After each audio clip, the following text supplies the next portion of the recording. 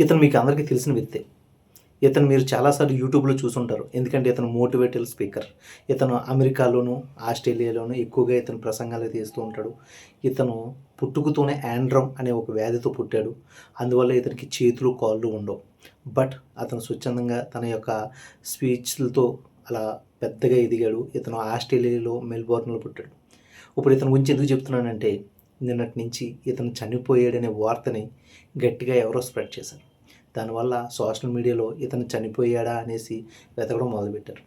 నిన్న ఈ విషయం అతనికి తెలిసిన తర్వాత అతను తన ఎక్స్‌లో ఇలా ట్వీట్ చేశాడు. నేను ఇంకా చావలేదు. మీ అందరి హృదయాల్లో నేను ఇంకా బతికే ఉంటాను అంటూ అతను ఒక ఎక్స్‌లో ట్వీట్ చేశాడు. కనీసం వికీపీడియా కూడా ఎప్పుడు అప్డేట్‌లో ఉండి వికీపీడియాకు కూడా తెలియనంత దారుణంగా అతన్నైతే చంపేశారు.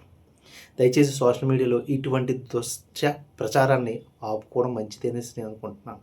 ఎందుకంటే ఇటువంటి ఇన్స్పైరింగ్ పర్సన్స్‌ని మనం ఎంకరేజ్ చేయాలి గానీ, అతన్ని కూడా చంపేసుకొని అతని యొక్క భావాల్ని మన మైండ్‌లోంచి తీసేయకూడదు.